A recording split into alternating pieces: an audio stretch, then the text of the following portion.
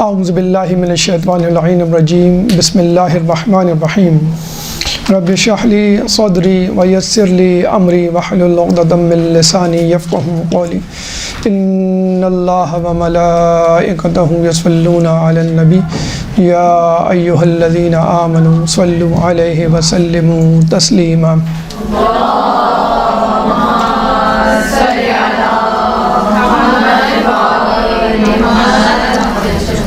گو کہ 15 شعبان گزر چکی اور ماہ شعبان اپنی آخری تاریخوں کو چھو رہا ہے، لیکن اس کے باوجود گلستان زہرا کا آخری پھول اور اس کی آمد سے پیدا ہونے والی خوشبو آج بھی ابھی تک ہمارے ذہنوں کو معطر کیے ہوئے ہیں۔ ولادت ہو چکی، اب ظہور کا انتظار ہے۔ اس ظہور کے انتظار کے حوالے سے منتظرین تو بلا شبہ مستعد اور چوکنا ہو کے بیٹھے ہوئے ہیں، لیکن جو غافل افراد ہیں وہ بھی ظہور سے پہلے کی علامات جو ایک ایک کر کے پوری ہو رہی ہیں، ہر علامات کے پورے ہونے پر متوجہ ہو جاتے ہیں۔ چنانچہ ظہور سے پہلے کے جو حالات اس دنیا میں رونما ہوں گے ان سے آگاہی بہت ضروری ہے، تاکہ ہم اپنی تیاریوں کو مزید تیزی سے منطقی انجام تک پہنچائیں۔ اور اس لیے بھی ضروری ہے کہ ہم غیبت کے دور میں رہ رہے ہیں، اور غیبت کے دور میں بھی یوں سمجھ لیجئے آخری دور۔ 1190 سال امام کی ولادت کو ہو چکے ہیں، اب نہ جانے کتنے سال باقی ہیں، لیکن بظاہر علامات سے یہی لگ رہا ہے کہ امام کا ظہور قریب ہے۔ چنانچہ دنیا کے حالات جو امام کے ظہور سے پہلے ہوں گے ان کو موضوع گفتگو بنا کر آج کچھ گزارشات آپ کے سامنے رکھنی ہے، یعنی دنیا قبل از ظہور مہدی۔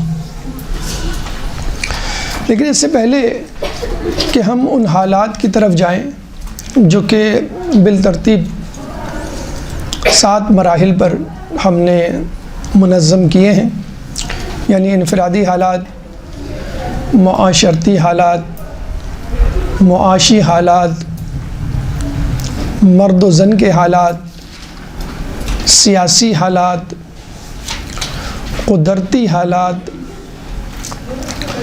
اور دینداروں کے حالات۔ ان 7 مراحل پہ انشاءاللہ گفتگو ہماری ایک کے بعد ایک ہوگی، لیکن ضروری ہے کہ ہم اپنے موضوع کو واضح کرنے کے لیے اور اپنی بات کو واضح طور پر پہنچانے کے لیے ایک مقدماتی گفتگو آپ کے سامنے پیش کریں کہ جس میں علامات، ان کی افادیت، اقسام اور خود حکم الہی ان علامات سے متعلق کیا ہے۔ پھر اس کے بعد شرائط ظہور جو اکثر علامات کے ساتھ تضمن کر کے مشتبہ کر دی جاتی ہے، اور پھر آخر میں ان دونوں کے درمیان فرق۔ تو آئیے سب سے پہلے مقدماتی گفتگو میں حالات یا علامات کے حوالے سے گفتگو کرتے ہیں۔ علامات یعنی وہ واقعات، حالات اور حادثات جو ظہور مہدی سے پہلے پیش آئیں گے۔ ان کی 2 اقسام ہیں، حتمی علامات اور غیر حتمی علامات۔ حتمی علامات یعنی جن کے بعد امام کا ظہور حتمی ہے، مشروط ہے ان علامات سے کہ یہ علامات ہوں گی تو ہی امام آئیں گے۔ 5 سے 10 کے درمیان ان کی تعداد ہے۔ جبکہ غیر حتمی علامات کے بارے میں کہا جاتا ہے کہ وہ علامات، وہ واقعات، حوادث، قدرتی ماحول کے جس کے بعد امام کی آمد، امام کا ظہور حتمی نہیں ہے، مشروط نہیں ہے، ہو سکتا ہے ہو سکتا نہ ہو، کیونکہ اس کے بعد مزید حتمی علامات باقی ہوں گی۔ غیر حتمی علامات کچھ روایات کے مطابق 1000، کچھ روایات کے مطابق 10 اور کچھ روایات کے مطابق 29,000 علماء اکرام اس بات پر متفق ہیں کہ غیر حتمی علامات تقریباً پوری ہو چکی، یا چند ایک بس باقی ہیں، جس کے بعد حتمی علامات کا دور شروع ہونے والا ہے۔ غیر حتمی علامات کے حوالے سے اگر ہم قرآن مجید کو مد نظر رکھیں تو 2 آیات اس میں ہماری رہنمائی کرتی ہوئی نظر آتی ہیں۔ سورہ آل عمران آیت نمبر 137۔ سورہ آل عمران قرآن کا تیسرا سورہ ہے، چیپٹر 3 ورس نمبر 137۔ اللہ تعالیٰ فرماتا ہے فَسِیرُوا فِی الْأَرْضِ فَانظُرُوا کَیْفَ کَانَ عَاقِبَةُ الْمُکَذِّبِینَ، کہ تم دنیا میں گھومو پھرو اور دیکھو کہ اللہ نے جھوٹوں کے ساتھ کیا انجام کیا، یا جھوٹوں کا کیا انجام ہوا۔ یعنی مومن کا گھر سے نکلنا، چاہے وہ کسی سبب ہی کیوں نہ ہو، عبرت اور سبق حاصل کرنے کے لیے بھی ہونا چاہیے، بلکہ اس دنیا میں آنے کا مقصد ہی عبرت اور سبق حاصل کرنا، آس پاس کی کائنات، آس پاس کے ماحول، آس پاس کے لوگوں کو دیکھ کر اس سے اپنی ذمہ داریوں کو اخذ کرنا اور اصل واقع، اصل شخصیت اور اصل امر کی طرف متوجہ ہونا۔ اس کے بعد سورہ فصلت آیت نمبر 53۔ سورہ فصلت قرآن کا 41واں سورہ ہے، چیپٹر 41 ورس نمبر 53۔ اللہ تعالیٰ فرماتا ہے سنوریہم آیاتنا فی الآفاق وفی انفسہم حتی یتبین لہم انہ الحق۔ عربی زبان میں مستقبل کے لیے 2 حروف استعمال ہوتے ہیں، سین اور صوفہ۔ سین مستقبل قریب کے لیے اور صوفہ مستقبل بعید کے لیے۔ سنوریہم ان قریب ہم تمہیں دکھا دیں گے آیاتنا، اپنی آیات، اپنی نشانیاں، فی الآفاق وفی انفسہم، ان قریب ہم انہیں دکھا دیں گے اپنی نشانیاں، فی الآفاق، آفاق میں اور خود ان کے نفوس میں، حتیٰ یتبین، حتیٰ کہ واضح ہو جائے گا کہ وہی حق ہے، ان کے لیے واضح ہو جائے گا کہ وہی حق ہے۔ حتیٰ یتبین لہم انہ الحق۔ امام سے جب اس آیت کی تفسیر کے بارے میں پوچھا گیا تو امام نے کہا فی الآفاق کا مطلب ہے امام زمانہ کے ظہور سے پہلے فتنے و فساد جو دنیا میں رونما ہوں گے۔ فی انفسہم یعنی دشمنان اہل بیت کے چہروں کا مسخ ہو جانا، جو کہ ایک علامت ہے امام کے ظہور سے پہلے رونما ہوگی۔ اور حق یعنی انہ الحق، کہ وہی حق ہے، حق سے مراد خود امام زمانہ اور ان کا ظہور ہے۔ تو اس کا مطلب یہ ہوا کہ اللہ تعالیٰ امام کے ظہور سے پہلے اپنی کچھ نشانیاں، کچھ علامات، کچھ حجتیں متعین کرے گا، جس کے بعد آخری نشانی، آخری حجت اس دنیا میں آئے گی۔ اب یہاں ایک سوال پیدا ہوتا ہے کہ علامات کی ضرورت کیوں پیش آئی؟ حوادث، واقعات جو ہزاروں کی تعداد میں ہیں، اللہ تعالیٰ نے کیوں رکھے؟ تو ایک تو یہ ہم نے کہا کہ عبرت، اگر ہم ایک لفظ بھی جمع کریں تو عبرت حاصل کرنے کے لیے۔ اب یہ عبرتیں مختلف لوگوں کے لیے مختلف ہو سکتی ہیں، یعنی اگر کوئی نا امید ہے تو اللہ اس کو یہ نشانیاں دکھلا کر اس کے اندر ایک امید کی کرن پیدا کر دے گا۔ اگر کوئی امید لگا کر بیٹھا ہوا ہے کہ ہاں امام آئیں گے، تو اس کے ایمان کو مزید تقویت ملے گی، ایک کے بعد ایک کے بعد آیات دے کر وہ مزید اس کا ایمان مضبوط ہوگا۔ پھر اگر وہ مومن ہے، یعنی امید سے بھی ہے اور مومن بھی ہے، اس کا ایمان اوروں کی نسبت مضبوط ہے، تو ان نشانیوں کو دیکھ کر اس کے اندر احساس ذمہ داری پیدا ہوگا کہ ہاں اب مجھے کرنا کیا ہے، یقین کی منزل پر میں فائز ہو چکا، اب مجھے کرنا کیا ہے۔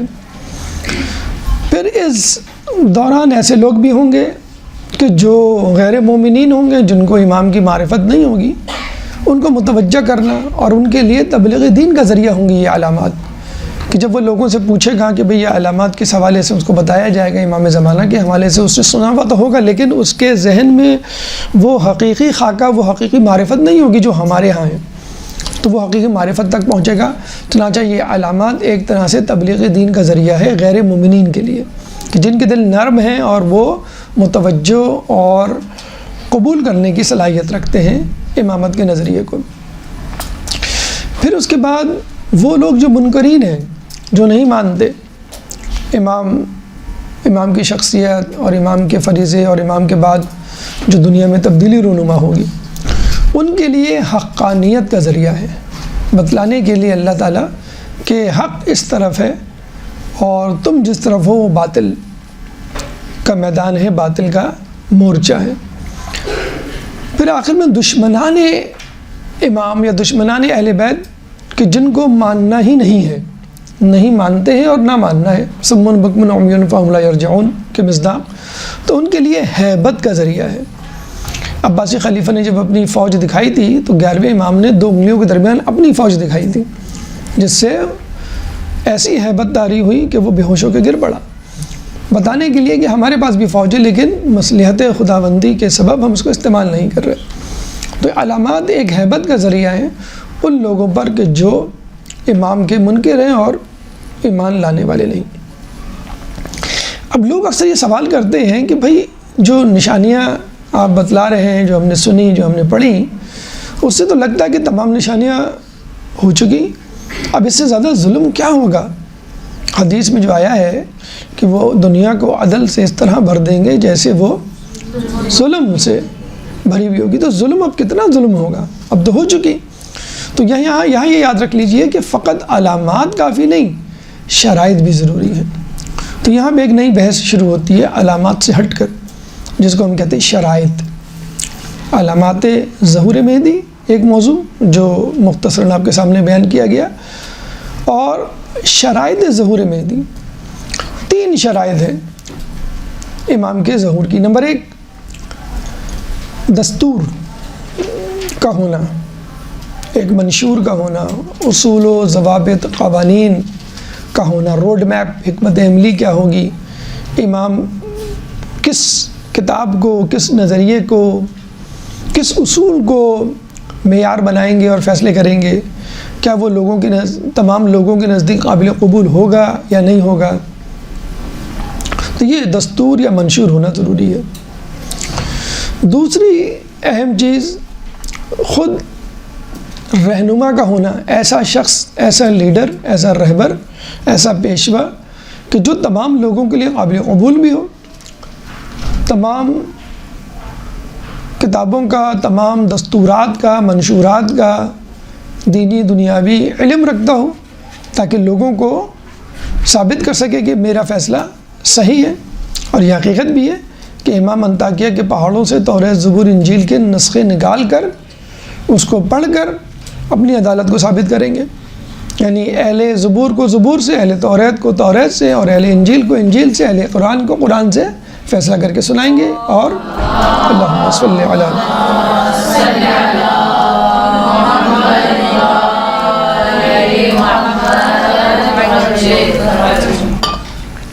تو امام میں یہ صلاحیت ہے، اور یہ بھی ایک شرط ہے جو کہ پوری ہے۔ تیسری شرط وہ شرطیں جو ابھی پوری نہیں ہوئی، جانثاران امام اگر ہیں تو تیار نہیں، اور ہیں ہی نہیں، ابھی پیدا ہی نہیں ہوئے، جن کے بارے میں کہا جاتا ہے کہ وہ امام کی غیر مشروط حمایت اور مدد کریں گے، اس طرح کے جان ہتھیلی پہ رکھ کر ان کے ساتھ چلیں گے اور مرتے دم تک ان کا ساتھ نہیں چھوڑیں گے۔ روایتوں میں اولین لشکر کی تعداد 313 اور جو دوسرا مؤخر لشکر ہوگا اس کی تعداد 10,000 ہے، یعنی جب امام کا ظہور ہوگا تو 313 ان کے ہاتھوں پر بیعت کریں گے خانہ کعبہ میں، پھر وہ انتظار کریں گے مزید 10,000 کی کمک اور لشکر کا، جب وہ 10,000 کا لشکر پہنچ جائے گا امام کے پاس مکے میں، تو 10,313 کی تعداد میں لوگوں کے ساتھ مکے سے خروج کریں گے، اور پھر سفیانی اور پھر دجال اور پھر تمام واقعات، پھر حکومت مہدی کا قیام عمل میں لایا جائے گا۔ تو 3 میں سے 2 شرائط ابھی پوری نہیں۔ جانثاران کی تیاری جو کہ خود ہمارے اوپر منحصر ہے کہ ہم کتنے تیار ہیں، ذہنی طور پہ، جسمانی طور پہ، روحانی طور پہ۔ امام تیار ہیں، منشور قرآن کی صورت میں موجود ہے۔ غیر حتمی علامات تقریباً پوری ہو چکی ہیں، جو ہم بیان ابھی انشاءاللہ کریں گے مختصراً اختصار کے ساتھ، تو آپ کو اندازہ ہو جائے گا۔ اور جب جانثار تیار ہوں گے، بلکہ اس سے پہلے غیر حتمی علامات مکمل ہوں گی، تو اس کے بعد حتمی علامات کا سلسلہ شروع ہو جائے گا۔ تو ادھر غیر حتمی علامات ہوں گی، ادھر امام کے جانثار تیار ہوں گے، ادھر حتمی علامات کے بعد دنوں کی، مہینوں کی بات ہوگی کہ امام کا ظہور ہو جائے گا۔ یہ علامات اور شرائط، اب ان میں فرق تھوڑا سا سمجھ لیجیے تاکہ ان دونوں کو الگ الگ رکھنے میں آسانی ہو۔ پہلا فرق یہ ہے کہ علامات کا تعلق کشف و اعلام سے ہے، حادثے سے ہے، وہ رونما ہوں گی ارسپیکٹو، یعنی امام کے ظہور سے ہٹ کر الگ سے، جبکہ شرائط امام کی ذات سے وابستہ ہیں، عدالت امام کی ذات سے وابستہ ہے، خود دستور و منشور امام کی ذات سے وابستہ ہے، جانثاران ان کی ذات سے وابستہ ہیں۔ علامات امام کے ظہور سے پہلے ہوں گی اور امام کے ظہور کے بعد ختم ہو جائیں گی، یعنی عارضی ہوں گی۔ شرائط امام کے ظہور کے بعد منظر عام پر آئیں گی اور امام کی زندگی تک، یعنی دائمی طور پر ان کے ساتھ رہیں گی۔ نمبر 2۔ نمبر 3، علامات غیر متصل بھی ہیں، متصل بھی ہیں، یعنی ایک ساتھ بھی رونما ہو سکتی ہیں اور الگ الگ ہو کے بھی رونما ہو سکتی ہیں، جبکہ شرائط متحد اور متصل ہیں، ایک ساتھ امام کی ذات میں امام کے ظہور کے بعد نظر آئیں گی اور ساتھ ساتھ رہیں گی، جبکہ علامات جو ہیں وہ ہو سکتا ہے 2 علامات کے درمیان فاصلہ 100 سال کا ہو، 200 سال، 500 سال، بلکہ 1000 سال کا بھی ہو سکتا ہے۔ جیسے بنو عباس کی حکومت کا خاتمہ بھی ایک علامت تھی، اب اس کو ہوئے 800-900 سال ہو چکے، اور آج جو ہم علامات دیکھ رہے ہیں وہ ان کے اور پہلی علامات کے درمیان سینکڑوں سال کا فرق ہے، تو یہ ممکن ہے۔ تو یہ علامات، شرائط اور ان کے درمیان فرق۔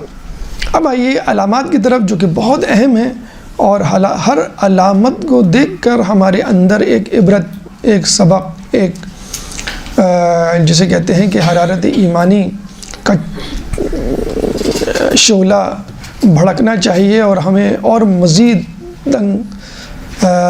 تندہی سے امام کی تیاری کے لیے تیار ہونا چاہیے، اپنے آپ کو آمادہ رکھنا چاہیے۔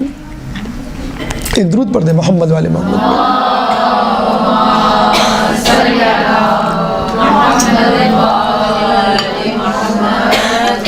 اچھا، تمام گفتگو پرنٹ آؤٹ کی فارم میں موجود ہے، PDF کی فارم میں، پچھلی مرتبہ شاید ہم دینا بھول گئے تھے، معذرت۔ تو آج کی گفتگو اور اس سے پہلے جو 2 دروس ہوئے اس کی گفتگو، تینوں کی PDF انشاءاللہ کل یا میکسیمم پرسوں آپ تک واٹس ایپ میسیج پہ پہنچ جائے گی۔ اگر آپ لکھنا چاہیں تو اچھی بات ہے، نہ لکھنا چاہیں تو کوئی ایسا مظاہرہ نہیں۔ ایک مرتبہ اور درود پڑھ دیں محمد والے۔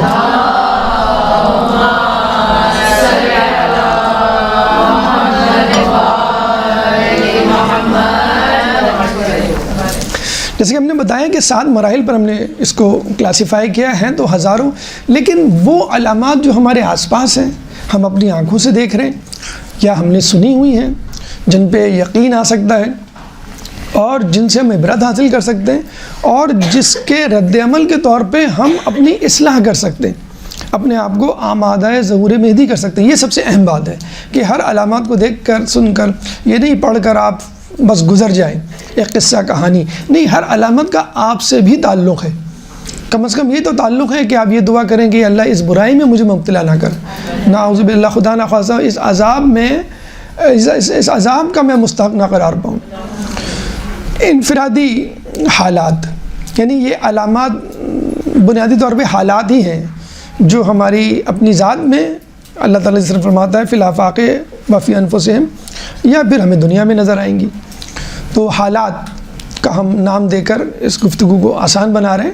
انفرادی حالات، انفرادی حالات امام کے ظہور سے پہلے کیا ہوں گے کہ انسان کا باطن بدصورت اور اس کا ظاہر خوبصورت ہوگا۔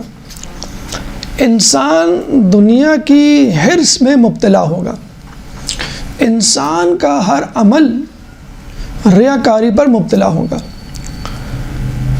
لوگوں پر اللہ کا عذاب بالعموم مسلط ہوگا، اور لوگ دعائے غریق پڑھیں گے اور ان کی دعا قبول نہیں ہوگی۔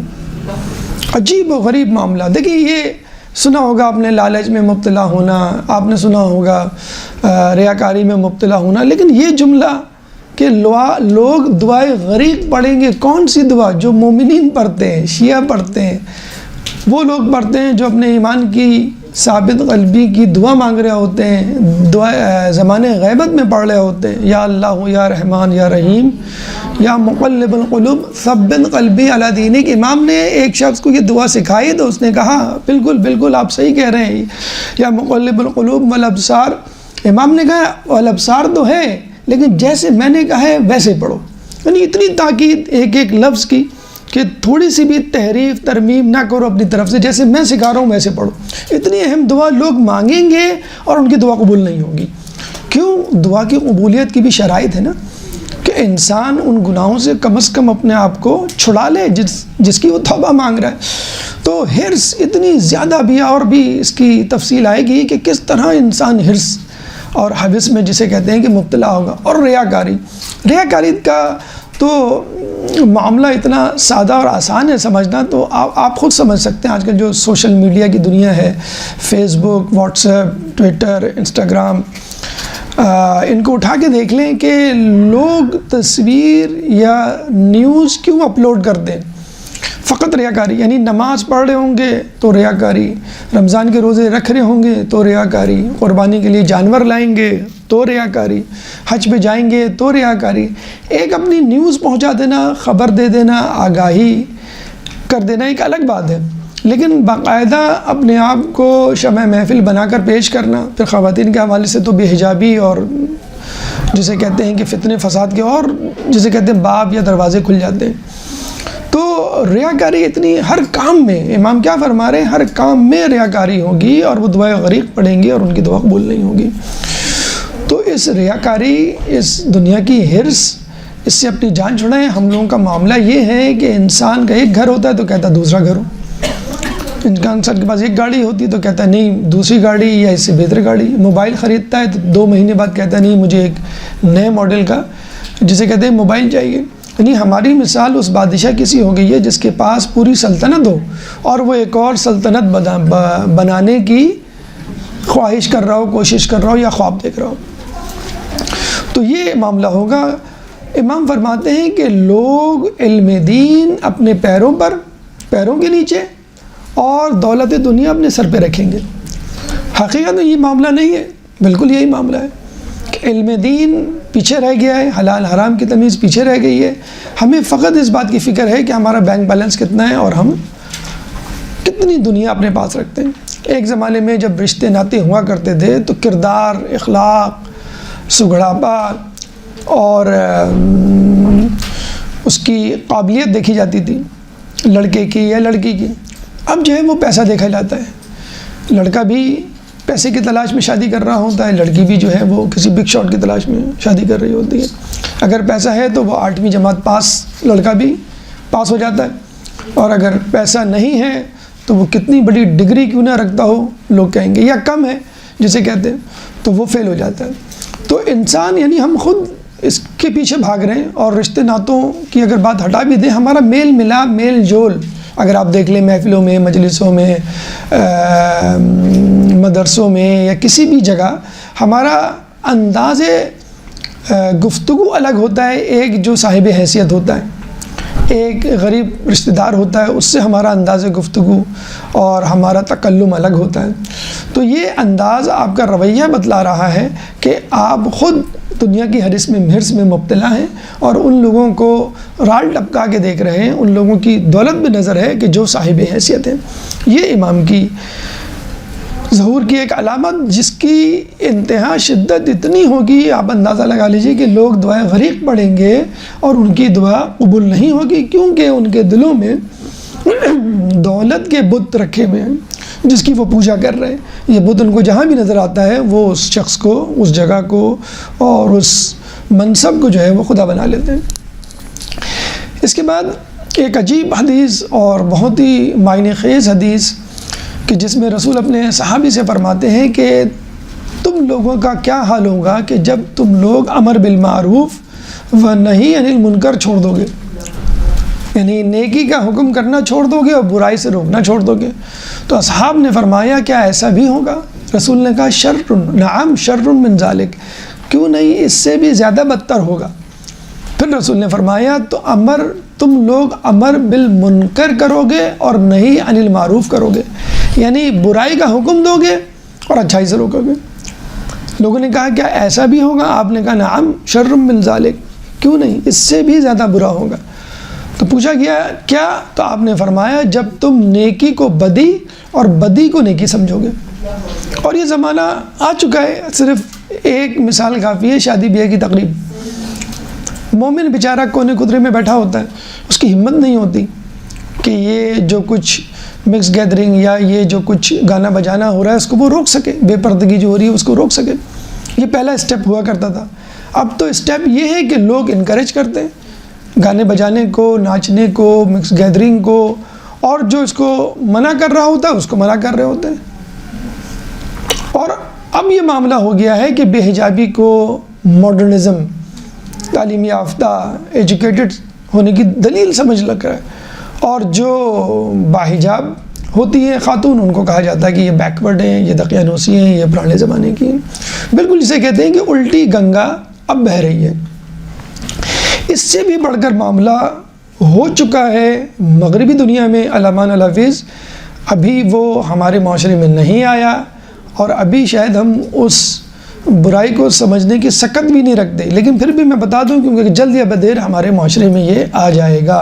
یعنی یہ عین ممکن ہے کہ مغربی معاشرے میں رہنے والے پاکستانی، مغربی معاشرے میں رہنے والے مسلمان اس برائی میں مبتلا ہوں، صرف گورے یا جسے کہتے ہیں غیر مسلم نہیں۔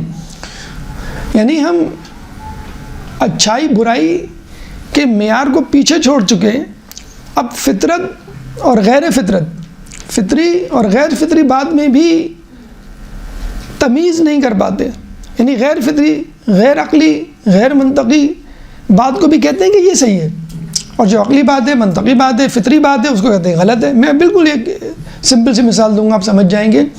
آج کل مغربی معاشرے میں بچوں کو کلاس روم میں تصویریں دکھا کر بتایا جاتا ہے there are 3 types of parents. Number 1 men and women. Number 2 men plus men. Number 3 women plus women.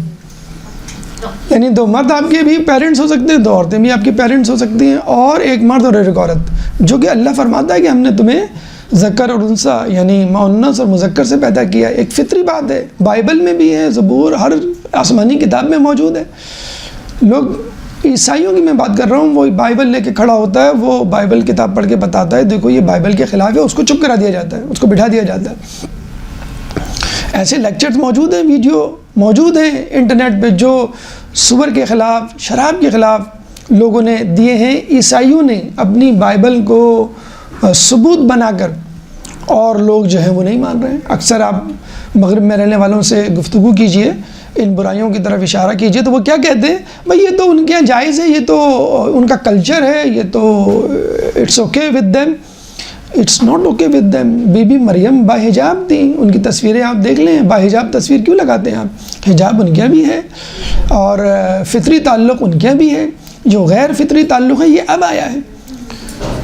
یعنی آپ 5 سال کے بچے سے پوچھ رہے ہیں بیٹا what do you think of yourself, you are a girl or you are a boy، سوچ کے بتاؤ۔ تو تو وہ سوچتا ہے یا سوچتی ہے، وہ ڈیسائیڈ ہی نہیں کر پاتے یہ کیا پوچھ رہے ہیں، کیونکہ 5 سال کی عمر کے بچے میں تو کوئی تمیز ہی نہیں ہوتی نا، مرد گرل اور بوائے جسے کہتے ہیں، یہ تو 9 سال یا پھر اس کے بعد شروع ہوگا.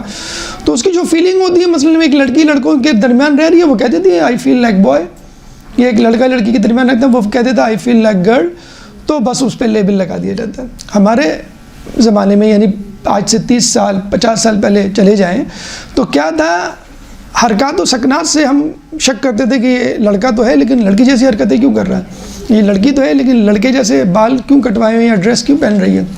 لیکن اب لڑکی ہوتے ہوئے اگر اس نے کہہ دیا میں لڑکا ہوں تو بس اب وہ آفیشیلی ڈیکلیئر ہو گئی کہ وہ لڑکا ہے. اس کے رجسٹریشن فارم ایڈمیشن فارم میں میل لکھا جائے گا. ایک لڑکا ہے وہ کہہ دیتا کہ میں لڑکی ہوں، اب وہ نظر آئے نہیں آئے اس کے فارم میں لکھ دے فیمیل. تو یہ کیا ہے، نیکی اور اچھائی تو بہت دور کی بات ہے، عقلی منطقی فطری جو باتیں ہیں اصولوں اس کو آپ ڈینائی کر رہے ہیں. یعنی اب وہ زمانہ آ گیا ہے کہ جو سامنے کی حقیقت ہے اس کو آپ مسترد کر کے جو باطن میں ہے، جو چھپا ہوا ہے، جس کے بارے میں آپ کچھ نہیں کہہ سکتے، اس کو مان رہے ہیں. اچھا یہی بات جب ہم کرتے تھے کہ جو نظر آ رہا ہے وہ دھوکہ ہے، جو غیبت میں ہے وہ حق ہے، تو لوگ کہتے تھے کہ یہ کیسی باتیں کر رہے ہیں، جو نظر آ رہا ہے وہی تو ہوتا ہے، جو نظر نہیں آتا وہ غلط ہوتا ہے.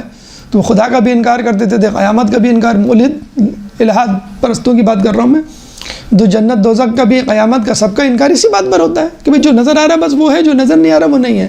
اب آپ ہماری ہی بات جو ہم کیا کرتے اسی اصول کو سامنے لا کر ایک غیر فطری بات کر رہے ہیں. ہم تو پھر بھی ایک فطری بات کر رہے تھے، آپ ہمارے ہی اصول کو چرا کر ایک غیر فطری بات کر رہے ہیں. تو امر بالمعروف و نہی عن المنکر، دیکھیں یہ جو ہم کہتے ہیں نا کہ یہ اللہ نے جو اصول رکھا ہے اچھائی کو پروموٹ کرنا، برائی کو روکنا، اگر آپ نہیں کریں گے، کچھ لوگ کہتے ہیں کہ بھائی ٹھیک ہے اچھائی ہے تو اب آپ کیجئے، برائی ہے تو آپ نہ کیجئے، لیکن بیچ میں ٹانگ نہ اڑائیے، ہمارے فنکشن کو خراب نہ کیجئے یا ماحول کو مقدر نہ کیجئے اور اپنے کام سے کام رکھیے. اگر آپ امر بالمعروف و نہی عن المنکر نہیں کریں گے تو بات یہاں تک پہنچے گی، بات یہاں تک پہنچے گی کہ بچہ پوچھے گا ان 2 مردوں میں سے میں ممی کسے کہوں، ڈیڈی کسے کہوں.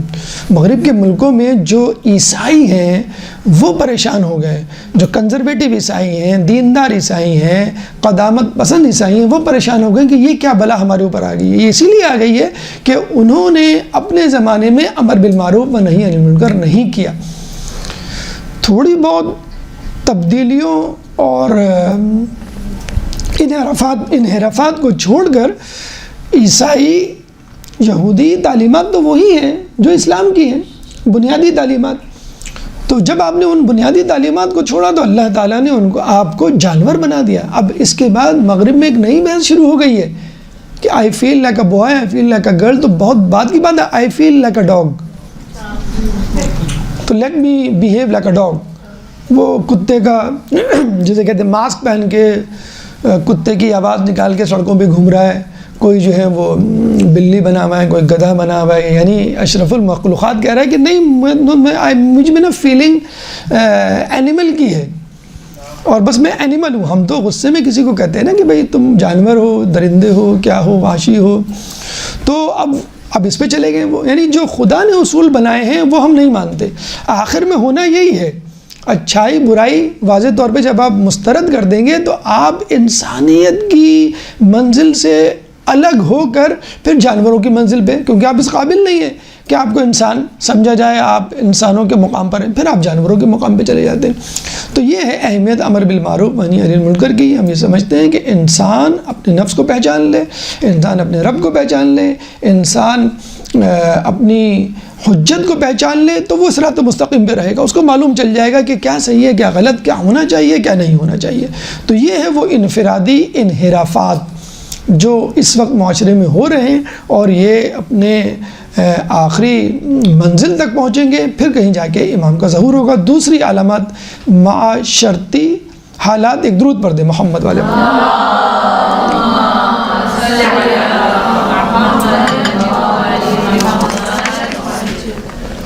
دیکھیں معاشرتی حالات میں سب سے پہلے جو حدیث منتخب کی گئی ہے وہ ہے بے مروتی.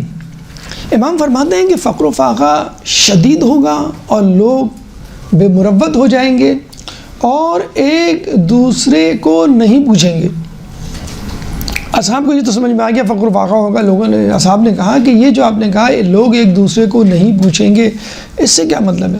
تو امام فرماتے ہیں کہ ایک آدمی دوسرے آدمی سے ملنے کے لیے جائے گا تو وہ اس طرح خندہ پیشانی اور اخلاق سے نہیں پیش آئے گا جس طرح پہلے پیش آتا تھا۔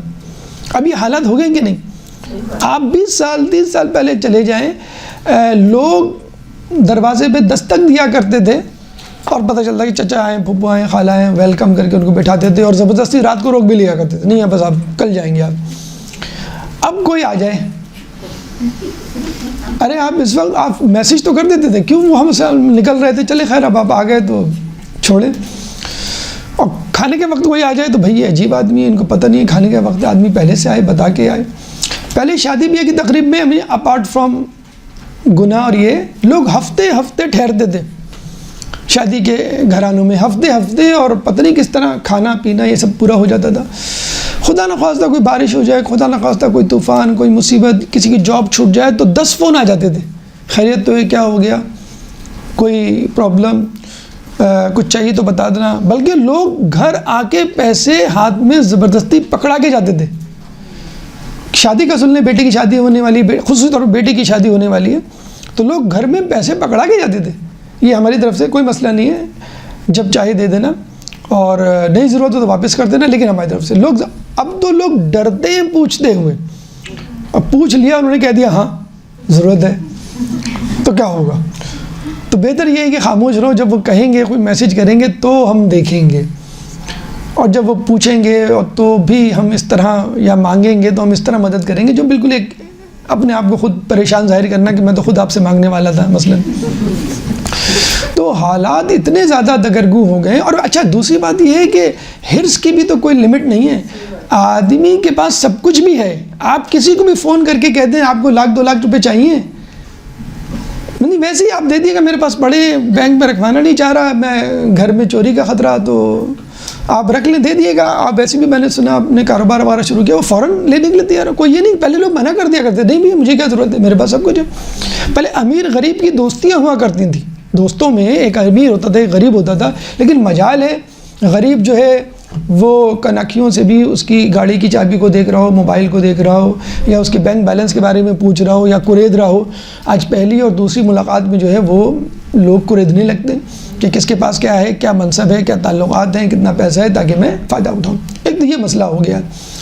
اور پھر غریبوں کا بھی یہی حال ہے، خدا نخواستہ کہ اگر کسی نے کسی کی مدد کر دی تو گویا وہ اس نے اس کو انڈر لائن کر لیا کہ 2 دن بعد، 1 مہینے بعد، کبھی بجلی کا بل بھیج دیا، کبھی جو ہے وہ گیس کا بل بھیج دیا، کبھی بچے کی فیس کا واؤچر بھیج دیا کہ یہ آیا ہوا ہے، کیا کریں، مجبوری ہے۔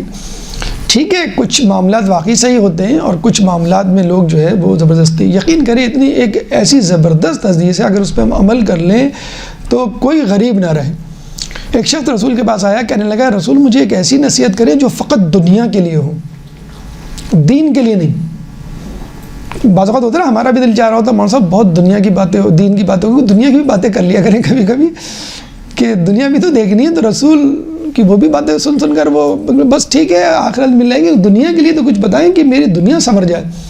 تو رسول نے کہا کہ کبھی کسی سے کچھ مانگنا نہیں۔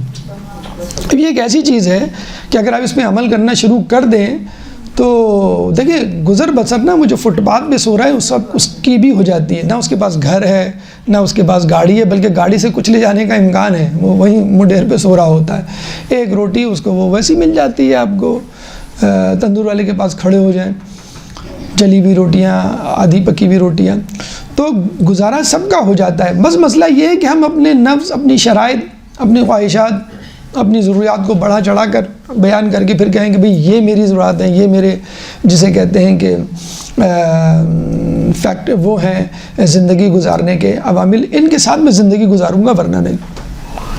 تو کہنے کا مقصد یہ ہے کہ انسان اتنا بے مروت ہو جائے گا کہ لوگوں سے گفتگو بھی ڈھنگ سے نہیں کرے گا، یعنی جتنی خندہ پیشانی سے اب آپ دیکھ لیں 10 سال پہلے چلے جائیں آپ، جو خاندانوں میں، رشتہ داروں میں، بھائیوں میں، بھائی بہنوں میں جو روابط تھے، جو میل ملاپ تھا، جو مسکراہٹ تھی، وہ ختم ہوتی جا رہی ہیں۔ جن کے پاس کچھ آ گیا ہے وہ کھنچ گئے، دور چلے گئے، واٹس ایپ اور انٹرنیٹ کے آنے کے باوجود بھی جو ہے وہ تعلق رکھنا پسند نہیں کرتے۔ دوسری اہم چیز حفظ مراتب کی کمی کے عنوان سے آپ دیکھ سکتے ہیں۔ مثلا چھوٹے بڑوں کا احترام نہیں کریں گے اور بڑے بچوں سے شفقت سے پیش نہیں آئیں گے، حتیٰ کہ یہ بھی لکھا ہوا ہے روایات میں کہ بچے اپنے والدین، اولاد اپنے والدین کو گالیاں تک دے گی۔ آج کل کم از کم یہ جملہ تو آ گیا ہے کہ امی آپ تو ہر بات سے مجھے منع کرتی ہیں، آپ نے مجھے سکھایا کیا ہے، یا ابو آپ نے ہمیں دیا کیا ہے، فلاں دوست کے پاس یہ ہے، فلاں دوست کے پاس فیسلٹیز ہیں، ترقی کر گیا ہے، گاڑی ہے، اس کے پاس جو ہے وہ فلاں ٹیوٹر سے پڑھ رہا ہے، فلاں اسکول میں اس نے ایڈمیشن لے لیا ہے، فلاں ڈریس پہنتا ہے، فلاں برانڈ استعمال کرتا ہے۔ تو یہ بات تو اب تک آ گئی ہے کہ اب آپ نے دیا کیا ہے، اور بیچارہ باپ انہی بچوں کی باتوں کو سن کر پھر حرام کی تلاش میں نکل پڑتا ہے، اور پھر حرام کی ریل پیل سے دنیا چل رہی ہوتی ہے۔ ایدی صاحب سے کسی نے پوچھا کہ آپ کی زندگی کا کوئی ایسا واقعہ جو اب نہ بھلا سکے ہوں، تو انہوں نے کہا ایک دفعہ مجھے کہیں سے فون، پوش علاقے سے فون موصول ہوا کہ آپ فوراً پہنچ جائیے، تدفین کرنی ہے۔ میں بھاگا ایمبولینس لے کے پہنچا، میں سمجھا پتہ نہیں کوئی حادثہ ہوا ہے، کیا ہوا ہے کہ جو فوری تدفین کرنی ہے۔ تو پتہ چلا کہ ایک بنگلہ تھا، اس کا گیٹ بند تھا، باہر میت رکھی ہوئی تھی، جنازہ رکھا ہوا تھا، اور سامنے ٹیکسی کھڑی ہوئی تھی جس پہ کوئی فیملی بیٹھی ہوئی تھی۔ جیسی ایمبولینس رکی، گاڑی سے ایک مرد اترا اور کہا کہ ان کی تدفین کرنی ہے اور فوراً کرنی ہے، اور گھر میں کوئی بھی نہیں ہے، ہم بھی جا رہے ہیں۔ تو ایدی صاحب نے پوچھا آپ کون ہیں؟ کہیں گے میں ان کا بیٹا ہوں۔ کہیں آپ کہاں جا رہے ہیں؟ کہیں میری فلائٹ ہے اور میں زیادہ رکا تو میری فلائٹ مس ہو جائے گی۔ کہیں یہ ہوا کیا تھا، کوئی حادثہ؟ نہیں حادثہ نہیں، بیماری تھی، ہاسپٹل میں تھے۔ ابھی وہ بتا ہی رہے تھے کہ ٹیکسی سے ایک نسوانی آواز آئی، ارے چلو گے بھی یا ساری کہانی یہیں آج ہی سنانی ہے تم کو؟ تو وہ کچھ پیسے ہاتھ میں رکھ کے بٹوے سے نکال کر وہ صاحب چلے گئے۔ تو یہ ہمارے کراچی ہی کا واقعہ ہے۔ بچے آتے ہیں باہر سے، ماں باپ کو دیکھتے ہیں، باپ بیمار ہیں، ہاسپٹل میں ایڈمٹ ہیں، کچھ دیر رکتے ہیں، وفات پانے کا انتقال نہیں ہوتا، چلے جاتے ہیں، میری چھٹیاں ختم ہو گئی، جاتی خبر آتی ہے انتقال ہو گیا، کہ اب تو چھٹیاں ختم ہو گئی، اب میں نہیں آ سکتا، دفنا دینا۔ ایک بیٹا، ایک بیٹی، بیٹا جو ہے باہر کے ملک میں انجوائے کر رہا ہے، لش لائف گزار رہا ہے، ماں بیمار، کبھی باپ بیمار، بیٹی بیچاری بار بار اپنے سسرال سے آ کے ماں باپ کو دیکھ رہی ہے، ہاسپٹل لے کے جا رہی ہے، ہاسپٹل میں ٹھہر رہی ہے، بیٹا جو ہے وہ۔ تو ایک زمانے میں لوگ اپنی جابس، اپنا کیریئر ختم کر کے آ جاتے تھے کہ نہیں مجھے اپنے ماں باپ کے ساتھ رہنا ہے، مجھے اپنے باپ کے ساتھ رہنا ہے، مجھے اپنی بوڑھی ماں کے ساتھ رہنا ہے۔ اب جو ہے بڑے مزے سے لوگ جو ہیں وہ پیسے بھیج دیتے ہیں اپنے پڑوسی کے۔ اب تو یہ ہونے لگا ہے کہ ہاسپٹل میں کوئی ایڈمٹ ہو تو رات میں رکنے کے لیے جھگڑا ہو رہا ہوتا ہے، تو کسی کو پیسے دے کر ہائر کر کے رات میں رکوایا جاتا ہے کہ رات میں رکنے والا کوئی نہیں، آپ رک جائے۔ یعنی یہ نوبت آ گئی ہے۔ مغرب میں ہم سنتے تھے اولڈ ہومز، اب یہاں پر تقریباً ہر علاقے میں کوئی ایسی فیملی آپ کو مل جائے گی جس کا کوئی نہ کوئی بوڑھا شخص جو ہے وہ اولڈ ہومز میں، اور لوگ بڑے فخر سے بتا رہے ہوتے ہیں اولڈ ہومز میں تو یہ فیسلٹی ہے، یہ کھانا ہے، ایسا بیڈ ہے، ایسا کمرہ ہے، اور جو محبت اور وہ جو پیار جو ماں باپ نے دیا ہوا ہوتا ہے وہ لوگ بھول چکے ہیں۔ تو یہ قطع رحمی کی جو صورتحال ہے اور دوریوں کی جو فضا ہے وہ اتنی حد تک پھیل چکی ہے، جو کبھی ہم مغرب میں سنا کرتے تھے وہ ہمیں اب اپنے معاشرے میں نظر آ رہا ہے۔ دھوکہ دہی، چیٹنگ، فراڈ، کرپشن، یہ تو ہم پاکستانی بہت واقف ہیں اس لفظ سے۔ دھوکہ دہی اتنی عام ہو جائے گی کہ جھوٹے کی تصدیق ہوگی اور سچے کی تکذیب ہوگی، مکار مقرب ہوں گے اور روبیزہ بولنے لگے گا۔ لوگوں نے پوچھا روبیزہ کیا ہے؟ تو امام نے فرمایا پست اور کمینہ وہ شخص جس کو نہیں بولنا چاہیے وہ بولے گا۔ آپ دیکھ لیے کہ حقیقت ہے کہ نہیں، جو دوست بول رہے ہیں، جو سوشل میڈیا بول رہے ہیں، بچے وہ سن رہے ہیں، وہ دیکھ رہے ہیں۔ اگر ماں یا باپ بچے کو کوئی پوسٹ یا ویڈیو بھی بھیج دیتے ہیں نا تو 2 دن بعد پوچھتے ہیں وہ سوری میں نے تو چیک ہی نہیں کی، میں نے تو دیکھا ہی نہیں آپ نے کیا بھیجا، اور دن بھر آپ فیس بک، انٹرنیٹ اور واٹس ایپ پہ لگے ہوئے ہوتے ہیں۔ کیوں؟ آپ کو اپنے دوستوں کی باتوں پر یقین ہوتا ہے. ماں باپ کوئی بات بتا رہے ہوتے ہیں تو آپ کہتے ہیں یہ تو پرانے وقتوں کی باتیں ہیں، اب یہ نہیں چلتا. یعنی وہ سچ بتا رہے ہوتے ہیں، وہ ہمدردی بتا رہے ہوتے ہیں، وہ ایمانداری کا درس دے رہے ہوتے ہیں، میں یہ اب تو اب سب نہیں چلتا. تو سچے کی یعنی استاد بتا رہا ہو کوئی بات، یا علماء بتا رہے ہوں، بزرگ بتا رہے ہوں، گھر کے والدین، تو وہ نہیں سننا دوستوں کی سوشل میڈیا پہ جو آنے والی جھوٹ سچ باتیں. اور یہ جو بات ہے کہ مکاروں کو تقرب ہوگا، یہ تو آپ پاکستان کی سیاست سے آپ بالکل واقف ہیں. جو مکار ہیں، عیار ہیں، بلکہ اب انٹرنیشنل پالیٹکس بھی آپ دیکھیں، جو مکار لوگ ہیں وہ زیادہ آپ کو گورنمنٹ میں انوالو ہوں گے، مینیپولیشن سازشیں کرتے ہوئے. وہ الگ بات ہے، ہمارے مکار فوراً ایکسپوز ہو جاتے ہیں، ان کے مکار جو ہیں وہ 10 سال بعد 20 سال بعد بتاتے ہیں کہ ہم نے یہ کیا فلاں ملک میں، اور یہ غلط کیا اور ہمیں نہیں کرنا چاہیے تھا. پھر پست شخص یا وہ شخص جو نااہل ہو وہ بولنے لگے گا.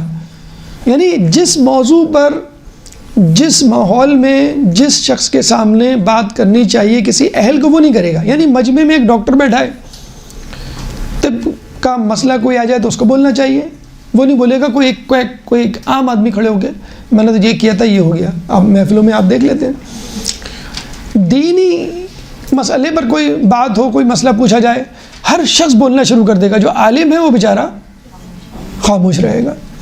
یعنی ایک جگہ ہم بیٹھے، ایک صاحب نے پیٹ کی خرابی کی بات کی، سامنے ایک شخص بیٹھے ہوئے تھے، وہ ان کو بتانے لگے یہ کریں یہ کریں یہ کریں. ہم جو ہے وہ ٹیبل ٹینس کی بال کی طرح پنگ پونگ ادھر دیکھ رہے ہیں، پھر ادھر دیکھ رہے ہیں. میں نے کہا یار یہ what the hell, what's going on. یعنی سامنے ایک ڈاکٹر بیٹھا ہوا ہے، ایک پیشنٹ ہے، اور وہ اس کا دوسرا کویک ہے. دینی معاملے میں بھی آپ دیکھ لیں، عالم بیٹھا ہوگا، اسپیشلی جو بیچارے خاندان کے عالم ہوتے ہیں، محلے کے عالم ہوتے ہیں، ان کی تو بہت ہی زیادہ مٹی پلید ہوتی ہے. ارے ان کو کیا پتہ دنیا کا، یہ تو اپنے حجرے میں بیٹھے تھے، قائم جاتے ہیں، درس دیتے ہیں، واپس آ جاتے ہیں. ان کو کیا پتہ آفیسز میں کیا ہو رہا ہے، حلال حرام میں لگے رہتے ہیں. اصل چیز جو ہے وہ پروفٹ ہے. کمپنی پروڈکشن چاہتی ہے، کمپنی سیل چاہتی ہے، کمپنی جو منافع چاہتی ہے. تو اچھا، ایک جو ضروری ہے کرنا وہ یہ کہ جس کو نہیں بولنا وہ بولنے چاہیے. میں جو مثالیں ہیں، اب کامیڈینز آ گئے جو ویڈیو کلپس بنایا کرتے تھے کسی زمانے میں، وہ پوڈ کاسٹ کر رہے ہیں. اور اب آپ دیکھیے گا، ان کو کوئی شخص بلائے گا، وہ ان کی پوسٹ کارڈ میں انٹرویو لے رہا ہوگا اور مسائل پر گفتگو ہو رہی ہوگی. جو متعلقہ لڑکی ہے، یعنی جس کو طلاق دی ہوئی ہے، وہ آ کے شادی کی ٹپس دے رہی ہوگی، کامیاب شادی کی ٹپس. اور بڑے ہی اہتمام سے جو طلاق یافتہ ہیں، دوسری شادی والے ہیں، یا جن کی شادیاں ناکام ہوئی ہیں، وہ آ کے، یعنی ابھی ہمارے کرکٹ بورڈ میں ایک شخص کو نومینیٹ کر دیا گیا تھا جو کسی زمانے میں اس میں سٹے بازی میں ملوث تھا، تو بڑی مشکل سے اس کو جو اتارا گیا تھا. تو مکاروں کو تقرب حاصل ہوگا جس کو نہیں بولنا چاہیے. ہمارے یہاں زیادہ تر اینکر آپ دیکھ لیجئے، کیا ڈگری، کیا کوالیفیکیشن، چلے چھوڑیں وہ بھی نہیں، کوئی علم، کوئی نالج، کوئی بیک گراؤنڈ تو ہونا چاہیے آپ کا. بس سیاستدانوں کو بلا کر مرغے کی طرح ان دونوں کو لڑوایا جاتا ہے، اس کی پول پٹی، اس کی سیکرٹ، اور وہ کھول کے. آپ کم از کم پاکستان میں کیا سائنسدان نہیں ہیں، مر گئے؟ پاکستان میں کیا کوئی فلاحی کام کرنے والے نہیں ہیں؟ پاکستان میں کیا علماء نہیں ہیں؟ پاکستان میں کیا کسی نے کوئی کارہا انجام نہیں دیا باہر کی یونیورسٹی میں یا کالجز میں؟ ان کو بلا کے کیوں نہیں کرتے؟ تو جن کو نہیں بولنا ہے وہ بولتے ہیں. محفلوں میں بھی آپ کو ایسے خواتین، ایسے مرد حضرات آپ کو مل جائیں گے، آپ موضوع چھیڑتے ہیں، بس جن کو بولنے کا شوق ہوتا ہے وہ ضرور اپنی ٹانگ اڑاتے ہیں اور اپنی بات، اپنا مدعا اور اتنے وثوق سے کہہ رہے ہوتے ہیں، اور یہ کہہ کے سب سے پہلے تو وہ چپ کرا دیتے ہیں. میں اندر کی بات بتا رہا ہوں، میرے تو ڈائریکٹ تعلقات ہیں، میں نے تو فلاں سے ڈائریکٹ بات کی ہے، میں تو آغا سستانی مجتہد سے مل کر آیا ہوں، میں نے خود ان سے کیا. اب ظاہر سی بات ہے، نہ کوئی ان کے پاس پروف ہے، نہ کوئی وہ ہے. میری تو میرا فلاں دوست ہے، وہ ڈائریکٹ ان سے مل کر آیا، میرے اس سے بڑے اچھے تعلقات ہیں اور ان کے ان سے بڑے اچھے تعلقات ہیں. تو یہ سب جسے کہتے ہیں نا سینہ بسینہ باتیں چل رہی ہیں. جو اوتھینٹک ہے، جو تصدیق جس کی کرنی چاہیے، سچا آدمی ہے، اس کی تکذیب کی جا رہی ہے، جو جھوٹا ہے اس کی تصدیق کی جا رہی ہے. تو دھوکہ دہی والا ماحول ہوگا. بے راہ روی اتنی بڑھ جائے گی کہ کہتے ہیں کہ موسیقی بہت عام ہوگی، حتیٰ کہ حرمین شریفین تک موسیقی پہنچ جائے گی، اور وہاں پہ موسیقی کے آلات جو ہیں وہ بجنے ہوں گے. موبائل کی صورت میں کم از کم یہ پہنچ چکے.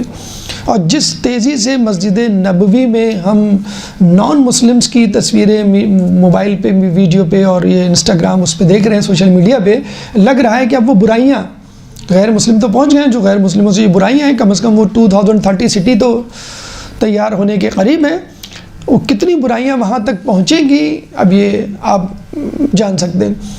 نشے والی چیزیں سرے عام بکا کریں گی۔ آج سے 3 سال 4 سال پہلے کینیڈا میں ماریجوانا، بھنگ، چرس انلیگل تھا، وہاں حلال حرام کا تو کانسیپٹ نہیں، انلیگل تھا۔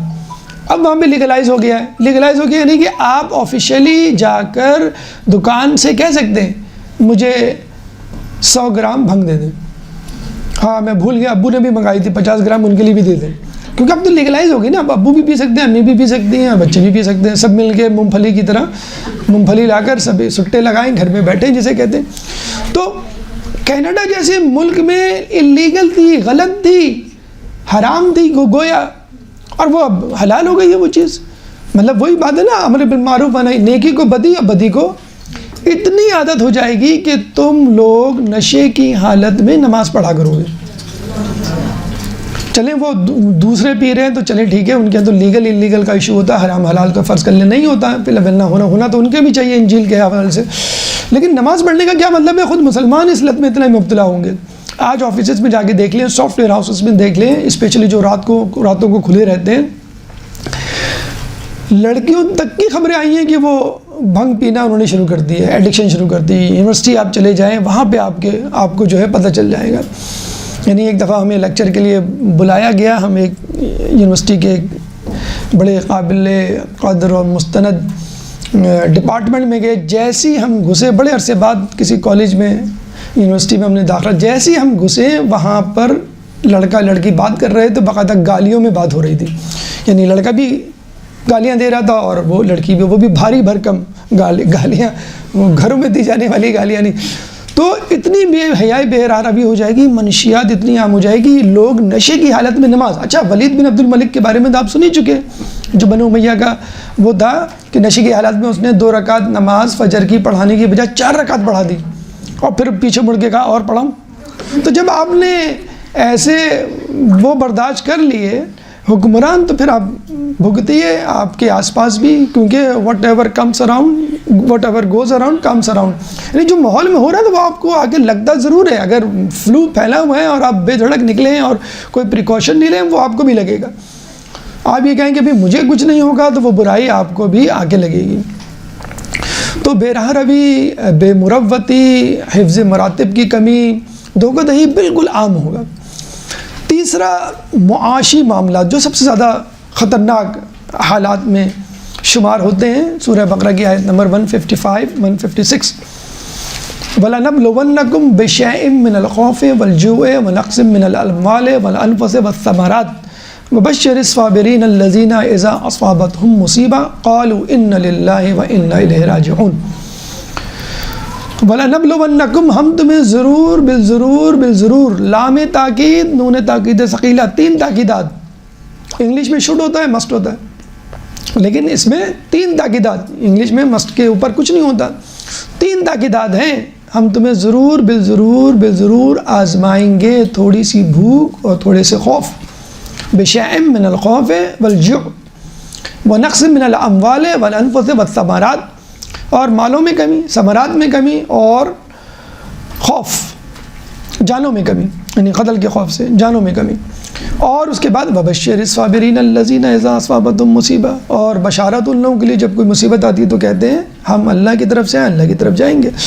تو امام سے جب اس کی تفسیر پوچھی گئی تو امام نے خوف کے حوالے سے سلاطین کا نام لیا، بادشاہوں کا نام لیا، بنو امیہ، بنو عباس مثلاً، کہ جن کی وجہ سے اہل بیت کے چاہنے والے ہمیشہ پریشانی مشکل میں رہتے تھے۔ امام کو تو زہر دیا ہی جاتا تھا، امام کو تو قتل کیا ہی جاتا تھا، لیکن اس سے پہلے امام کے چاہنے والوں سے بات شروع کی جاتی تھی، ان کو ڈرایا دھمکایا جاتا تھا، پھر امام زادوں تک بات آتی تھی، پھر امام کے گھر پہ دھاوا بولتے تھے، اور پھر امام کو زہر دیا جاتا تھا۔ تو یہ خوف، جان کا خوف، ناموس کا خوف، یہ تو مطلب رسول کے بعد سے علی کے چاہنے والوں، اہل بیت کے چاہنے والوں کے سر پہ منڈلا رہا ہے اور مسلسل چلا آ رہا ہے۔ تو امام کا کہنا ہے کہ تم لوگ آزمائے جاؤ گے، خوف سے، بھوک سے، ثمرات میں کمی سے، جانوں کے خوف سے، قتل کیے جانے سے، اور مطلب یہ آزمائشیں ہوں گی۔ اور آزمائشوں کے بعد جو لوگ ثابت قدم رہے کہ ہم اللہ کی طرف سے ہیں، اللہ کی طرف جانا ہے، ان کے لیے بشارت. تو امام نے کہا بشارت کا مطلب ظہور مہدی ہے، کہ جو لوگ اپنی با استقامت میں لغزش نہیں آنے دیں گے ان کے لیے ظہور مہدی کی خوشخبری ہے.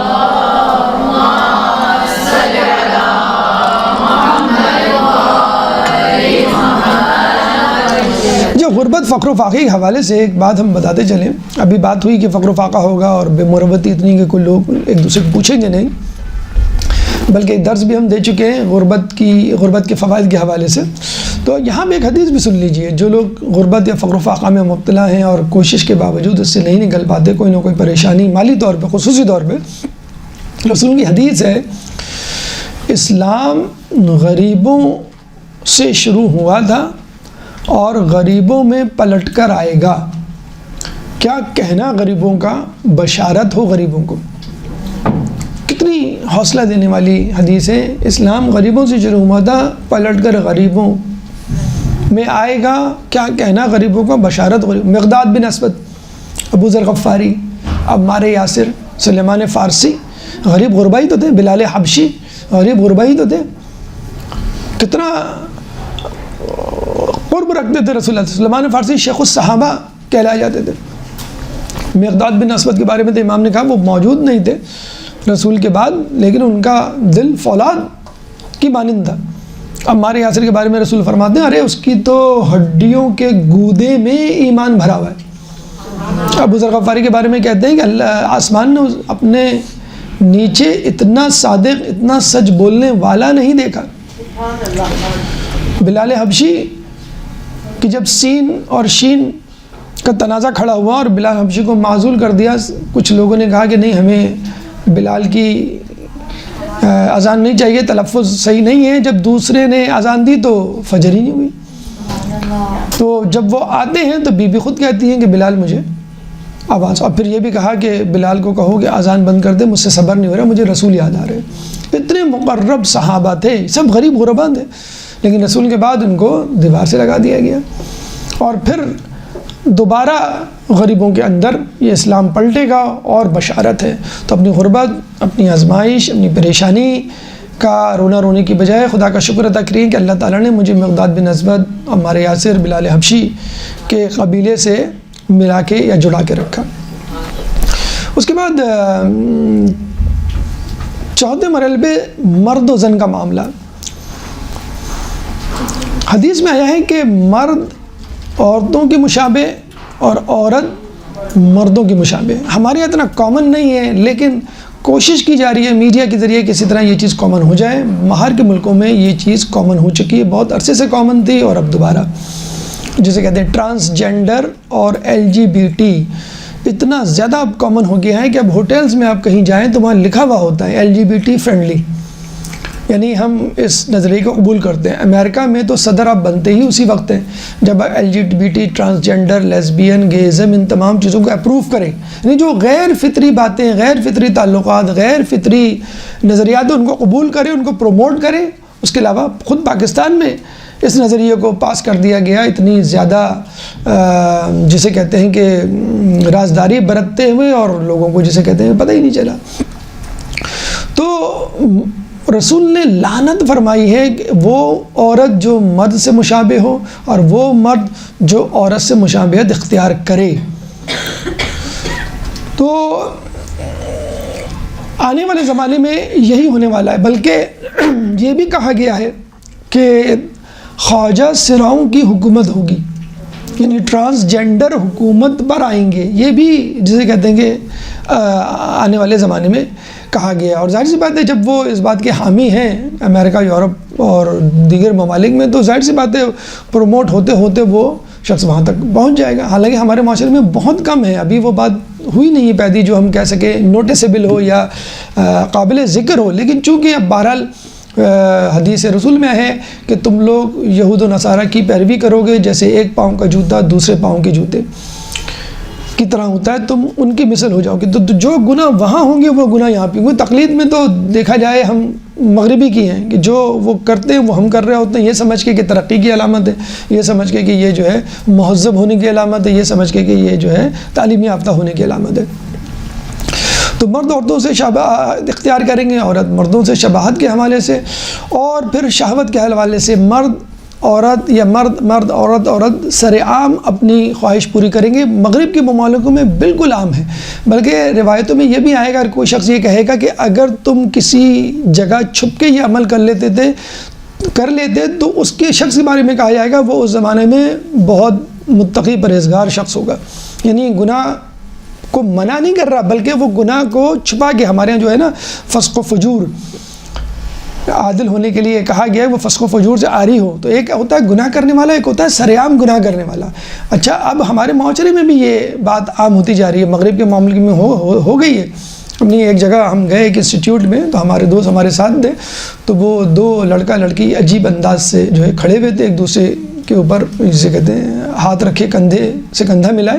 تو ہمارے دوست ماشاءاللہ ریلیجیس تھے، مومن تھے، وہ اٹھ کے گئے اور باقاعدہ، بلکہ اٹھ کے نہیں گئے، بلایا ان دونوں، کہا کہ ہمارے معاشرے میں ابھی اتنا معیار نہیں گرا کہ آپ اس طرح ایک دوسرے سے قریب ہو کے کھڑے ہوں، تو بی کیئرفل. اس طرح کر کے انہوں نے جو ہے وہ، میں بڑا خوش ہوا، میں نے کہا بھائی مجھے بڑی خوشی ہوئی کہ آپ نے جو ہے یہ، میں تو سمجھ رہا تھا کہ یہ آ کے الٹا آپ کو کرنی. اتنا تو امر بالمعروف نہی عن المنکر میرے اندر اللہ نے رکھا ہے کہ میں لڑکے لڑکیوں کو اگر مجھے کوئی معیوب حرکتیں کرتا نظر آئے تو میں اس کو ٹوک دیتا ہوں. یہ بھی ایک بڑی بات تھی. جب یہ بات ہم نے اپنے ہی کلاس فیلوز میں، وہ ہمیں سب کلاس فیلو ہیں، مطلب ایک کلاس فیلو ہمارا کینیڈا میں تھا، تو اس سے واٹس ایپ پہ بات ہو رہی، تو وہ کیا کہہ رہا ہے کہ یار تم عجیب ہو، تم لوگ روکتے کیوں ہو؟ جو سرعام ہو رہا ہے تو ہونے دو، وہ پھر چھپ کے کر لیں گے. تو یہ بات یاد رکھ لیجیے کہ وہ مغربی ممالک والی بات کہ جو کرنا ہے سرعام کرو، روڈ پہ کرو، سب کے سامنے کرو، بڑوں کے سامنے. ایک ہوتا ہے گناہ جو چھپ کے کیا جائے، جس میں آپ کو شرمندگی ہوتی ہے، جس کو آپ گناہ سمجھ رہے ہوتے ہیں اور ڈر رہے ہوتے ہیں کسی کو پتہ نہ چل جائے. ایک ہوتا ہے آپ گناہ ہی نہ سمجھیں، ماں باپ کچھ کہیں تو آپ کہہ دیں کہ نہیں میں تو اس کو صحیح سمجھتا ہوں، یہ تو فقط میرے دوستوں کی طرح ہے. آج کل لوگ انٹروڈکشن بھی کروا رہے ہوتے ہیں محفلوں میں کہ یہ میری دوست ہے اور یہ اور فقط دوست ہے. تو مطلب اب وہ بے حیا والی بات ہی نہیں رہی کہ لوگ جو ہے شرمائیں گے. بھائی بزرگ کھڑے ہوئے، والدین کھڑے ہوئے، اس سے کیا میسج جا رہا ہے کہ آپ اس چیز کو غلط ہی نہیں سمجھتے. جب ایک گناہ آپ سب کے سامنے کریں گے، جھوٹ یا غیبت یا جو بھی ہے سب کے سامنے کریں گے اور پھر کہیں گے بھی اور شرمائیں گے نہیں، کوئی شرمندہ نہیں ہوگی، تو اس کا مطلب کیا ہوا کہ آپ بدی کو نیکی سمجھ رہے ہیں، آپ نیکی کو بدی سمجھ رہے ہیں. وہ جو جسے کہتے ہیں نا کہ تھرڈ اسٹیج. تو یہ جو کانسیپٹ ہے کہ بھائی بچوں کو یہ کہہ دیا کرو برائی سے نہیں روکو، جو ہمارے دوست ہیں باہر وہ کہنے لگے کہ بھائی بچوں کو آپ یہ سمجھائیں جو کرنا ہے ہمیں بتا دیا کرو. مطلب میں ان کے نزدیک یہ بھی بہت بڑی بات ہے، بتا دیا کرو، چھپ کے نہیں کیا کرو. اور اس میں کیا ایسی برائی اگر غلطی ہو گئی کوئی بات نہیں، لیکن بتا دیا کرو. تو کہنے کا مقصد یہ ہے کہ بتانے کا مقصد یہ ہے کہ آپ اپنے اندر ایک بے حیائی پیدا کر رہے ہیں اور لوگوں کو بتلا رہے ہیں کہ بھائی میرے ماں باپ تو اتنے ماڈرن ہیں، مطلب بے حیا ہیں کہ وہ اس برائی کو بھی جو ہے وہ پی گئے اور وہ ان کے کان پہ جو ہے کوئی جو نہیں رہے گی. شراکت داری، عورت کی مردوں کے معاملات میں شراکت داری اتنی زیادہ ہو جائے گی کہ بعض اوقات وہ حرمت تک، حرام ہونے تک پہنچ جائے گی. بھئی دیکھیں تجارت تک تو شراکت داری سمجھ میں آتی ہے. روایتوں میں آیا ہے کہ عورت اپنے مرد کی تجارت میں حصے دار بنے گی، ہیلپ کرے گی. اچھا اتفاق کی بات یہ ہے اس وقت تجارت یا بزنس اتنا آسان ہو گیا ہے کہ وہ کمپیوٹر پہ جسے کہتے ہیں کہ وہ ہو گیا ہے، بس انگلیوں کا کھیل ہو کے رہ گیا ہے. نہ کہیں جانا پڑتا ہے، نہ کوئی شپمنٹ کے لیے آپ کو حاضری دینی پڑتی ہے. فزیکل موومنٹ بہت کم ہو گئی ہے. یعنی آن لائن جابز جسے آپ کہہ لیں، فری لینس جاب جسے آپ کہہ لیں، وہ لڑکے لڑکیوں کے لیے تقریباً برابر ہو گئی ہے. چلیں سب تک تو سمجھ میں آتا ہے. حکومت کے حوالے سے کہ عورتیں حکومت میں شامل ہوں گی، ان سے مشورہ لیا جائے گا. ہمارے یہاں حکومت اور قضاوت مردوں کے لیے، عورتوں کے لیے نہیں ہے. ایک اور حدیث کے زین کسے ہوئے گھوڑوں پہ یا سواریوں پہ سوار ہوں گے. کچھ لوگ کہتے ہیں گھوڑے اس سے مراد ہے، جو کہ مردوں کی سواری ہے لیکن عورتیں استعمال کریں گی، حرام نہیں لیکن بہرحال معیوب سا ہے. آج کل آپ گاڑی کہہ سکتے ہیں، ٹھیک ہے کسی حد تک جائز ہے، لیکن اگر آپ کے پاس آپشن ہے تو آپ کی کوشش یہی ہوتی ہے کہ میرا ہسبینڈ یا میرے والد جو ہے یا اگر ڈرائیور موجود ہے کوشش یہ کی جاتی ہے کہ مرد کے ہاتھ میں ہو، تو لیکن ممانعت نہیں ہے، بلکہ امام خمینی سے کسی نے پوچھا کہ آپ جو انقلاب لا رہے ہیں وہ تو بڑا سخت گیر ہوگا، بہت ہی پرانا منظرنامہ ہوگا، تو آپ کے انقلاب میں کیا عورتوں کو ڈرائیونگ کی اجازت ہوگی؟ امام خمینی نے کہا جب عورت اونٹ پہ بیٹھ کے جنگ میں شریک ہو سکتی ہے تو وہ گاڑی نہیں چلا سکتی کیا؟ تو اس حد تک تو کوئی ایسی قباحت نہیں ہے، لیکن حکومت کے معاملے میں، مطلب حکومت میں شریک ہونا، پھر معاملہ اس سے آگے جائے گا کہ عورتیں مردوں کی محفلوں میں بے حجابانہ شریک ہوں گی، یعنی مکس گیدرنگ جسے کہتے ہیں۔ اسے کہتے ہیں کہ جو لوگ ڈرتے ہیں بچیوں کو یونیورسٹی بھیجتے ہوئے، جاب پہ بھیجتے ہوئے، وہ اسی آخری سٹیج پہ ڈر رہے ہوتے ہیں۔ آج کل آپ زیارات کا حال دیکھ لیں، زیارتوں میں کیا ہونے لگا ہے، آہستہ آہستہ شروع میں حجاب بہت سخت ہوتا ہے، شروع میں تھوڑا سا تحفظات کا مظاہرہ ہوتا ہے، لوگ الگ الگ ہوتے ہیں، آخری دنوں میں حجابات ختم ہو جاتے ہیں۔ کراچی ایئرپورٹ پہ تو لگ رہا ہے اب کہ نیو یارک کے ایئرپورٹ پہ کھڑے ہیں، جب آپ پہنچتے ہیں اتنی زیادہ مکسنگ اور مکس گیدرنگ ہو جاتی ہے، اور لوگ کہتے ہیں کہ بھئی ٹھیک ہے ہم پہلے بھی تو ایک ہی ایروپلین میں آئے تھے، ہم ساتھ بیٹھے ہوئے تو کیا ہے۔ تو یہ جو مکس گیدرنگ ہے جس میں مردوں کے حال عورتوں کے حال مردوں کو پتہ چلے، لیکن نماز میں بھی مرد عورت ساتھ ہوتے ہیں، لیکن آپ اس کو مکس گیدرنگ نہیں کہہ سکتے۔ جو ادب و آداب ہوتا ہے، یعنی مرد آگے ہوتے ہیں اور عورتیں پیچھے ہوتی ہیں۔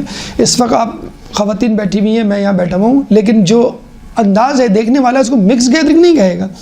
تو مکس گیدرنگ یا مخلوط محفلیں امام کے ظہور سے پہلے عام ہوں گی، اور اس کے بارے میں ہم بتا چکے کہ جو بیچارہ وہاں موجود ہوگا وہ اس کو روک نہیں پائے گا، اس ڈر سے کہ میں کسی طرح تضحیک کا یا مذاق کا نشانہ نہ بن۔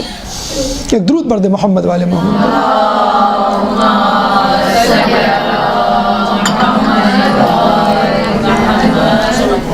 پانچواں مرحلہ سیاسی حالات۔ امام فرماتے ہیں کہ امام کے ظہور سے پہلے ہر قوم کو حکومت کا موقع دیا جائے گا، کہ کوئی یہ نہ کہہ سکے کہ اگر ہمیں حکومت کرنے کا موقع ملتا تو ہم عدل و انصاف قائم کرتے، اور پھر امام کی حق و انصاف پر مبنی حکومت قائم ہوگی۔ یہ ہم دیکھتے ہیں نا کہ بھئی کب ہوگا ظہور، اور ہم دیکھ بھی لیں پاکستان سمیت تقریباً ہر جگہ ہر قسم کے لوگ، ہر قسم کی قوم اور ہر قسم کا نظریہ آزمایا جا چکا، یعنی سوشلزم فیل ہو چکا ہے، ڈکٹیٹرشپ فیل ہو چکی ہے، بادشاہت آخری منزل پہ ہے، جمہوریت ایک تماشا بن گئی ہے، کیپٹلزم جو ہے وہ اندر سے مکمل طور پہ کھوکھلا ہو چکا ہے۔ تو ہر قسم کا نظام حکومت فیل ہو چکا ہے۔ اب لوگ یہی کہیں گے کوئی ایسا نظام ہونا چاہیے جو تمام لوگوں کے لیے قبول ہو، کوئی ایسا شخص ہونا چاہیے جو ہر شخص کے لیے قابل قبول ہو، ایک دستور، ایک کتاب ایسی ہونی چاہیے جس کو پڑھ کے کہے کہ یہ میرے لیے ہی اتری ہے۔ اسی لیے قرآن شریف میں یا ایھا المؤمنون یا ایھا المسلمون سے زیادہ یا ایھا الناس کا تذکرہ ہے، اے لوگوں۔ اب وہ مسلمان ہو جاتے ہیں، تسلیم کر لیتے ہیں تو مسلمان مومنین کہلاتے، نہیں تسلیم کرتے وہ الناس تک ان کی جو ہے وہ رسائی رہتی ہے۔ پھر اس کے بعد کہا جاتا ہے کہ رذیل ترین، پست ترین، کم عقل، کم عمر لوگ حکمران ہوں گے۔ آپ دیکھ لیں کم از کم پاکستان یا پاکستان سے ہٹ کے جو مسلم ممالک ہیں اس میں آپ دیکھیں جو جتنا کرپٹ ہے، جو جتنا جیسے کہتے ہیں بڑا مجرم ہے، جتنا بڑا غبن کیا ہے، جتنے قتل کیے ہیں، اس کے ڈر خوف سے لوگ نہیں بولتے، اور وہ ترقی کرتے کرتے لوگوں کا حکمران بن جاتا ہے۔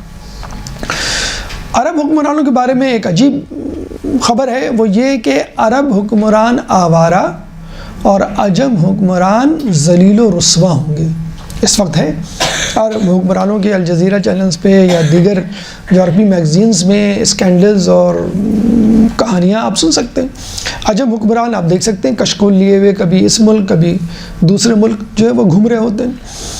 اور جو اہم ترین بات ہے کہ امام عربوں کے دشمن ہوں گے، ان کی سزا ان کے نزدیک قتل ہوگی، اور ایسا لگے گا کہ وہ کسی کو بھی زندہ نہیں چھوڑیں گے۔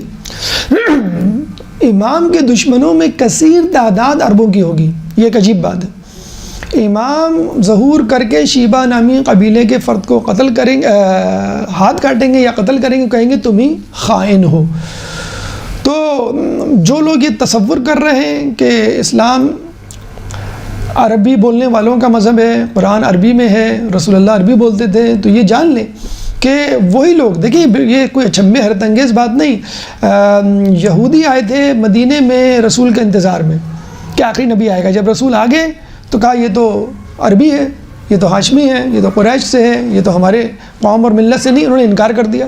عامر نامی یہودی سردار نے رسول اللہ کو قتل کرنے کی سازش کی تھی، اور پھر وہی یہودی خیبر میں رسول کو مارنے کے لیے آ گئے۔ وہی یہودی اس وقت مسلمانوں کے سب سے بڑے دشمن بنے ہوئے ہیں، تو یہ وہی یہودی ہیں جو رسول کا انتظار کر رہے تھے، تو وہ رسول کی طرف سے، اللہ کی طرف سے آخری حجت کو کیسے برداشت کر لیں گے؟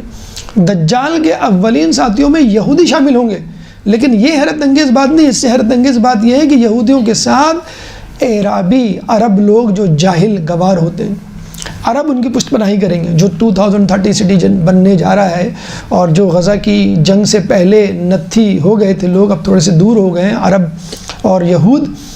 تو اس سے اندازہ ہو جانا چاہیے کہ امام کے دشمنوں میں یہودیوں کے بعد اعرابی جاہل عرب جو ہے وہ آپ کے دشمن ہوں گے۔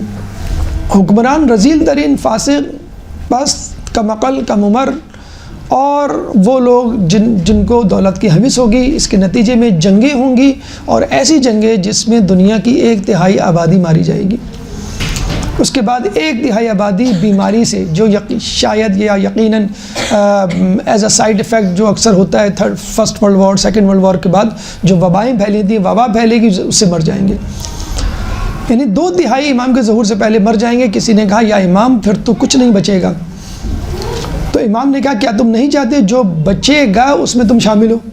یعنی مومنین کی کثیر تعداد بچ جائے گی جنگ میں اور وبا میں مارے جانے سے، اور وہ کثیر تعداد مومنین کی 1/3 میں موجود ہوگی، اور انشاءاللہ اس 1/3 کے لوگ جو ہے امام کے ظہور میں امام کی مدد کریں گے۔ امام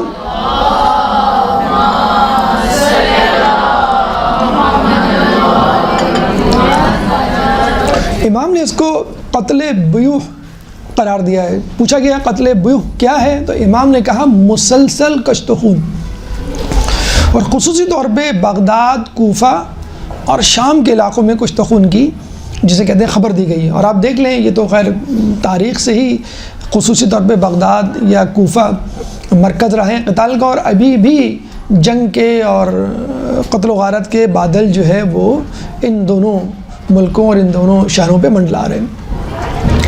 اس کے بعد دیکھیے، یہ جب تمام حالات پیدا ہوتے ہیں نا، یا ہو رہے ہیں یا ہوں گے، ان کو دیکھ کے آدمی مایوس ہوتا ہے، پریشان ہوتا ہے، دل شکستہ ہوتا ہے، مزمحل ہوتا ہے، اور ڈھونڈتا ہے امید کی کرن کو، ڈھونڈتا ہے ان لوگوں کو، ڈھونڈتا ہے ان جگہوں کو، ڈھونڈتا ہے ان کتابوں کو جن کے پاس بیٹھ کے، جن کے پاس رہ کر، جن کو پڑھ کر اس کی ہمت بندھے۔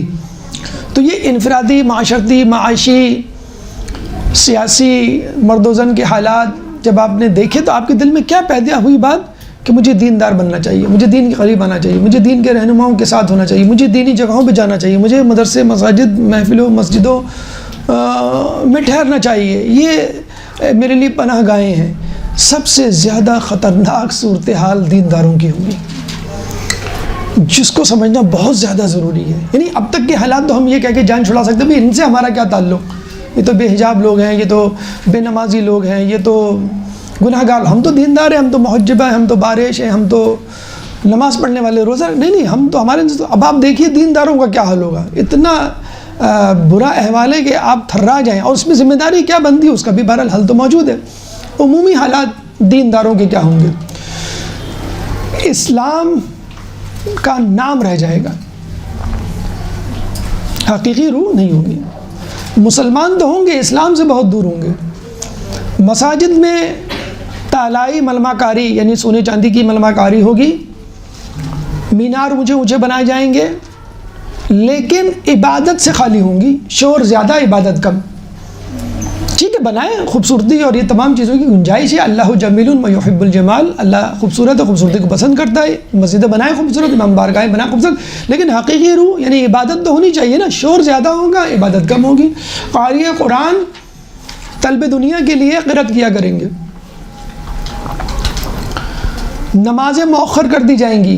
کتنا زیادہ کامن ہو گیا ہے نمازوں کو تاخیر سے پڑھنا، فویل للمصلین الذین هم عن صلاتهم ساہون، وائے ہو، ویل ہو نمازیوں کے لیے جو نماز میں الکساتے ہوئے آتے ہیں۔ یہ نہیں کہا جو نماز نہیں پڑھتے، ہماری فجر کی نمازیں، صرف فجر کی نمازیں، جو پابند ہیں فجر کے، ان کی بات کر رہا ہوں میں، کیسی ہوتی ہیں فجر کی نمازیں؟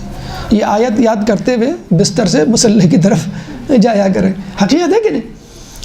تو نمازیں مؤخر کر دی جائیں گی، نمازوں کی روح ختم ہو جائے گی، تو اسلام، مسلمان، قرآن اور مسجد سب اصلی روح سے خالی ہوں گے۔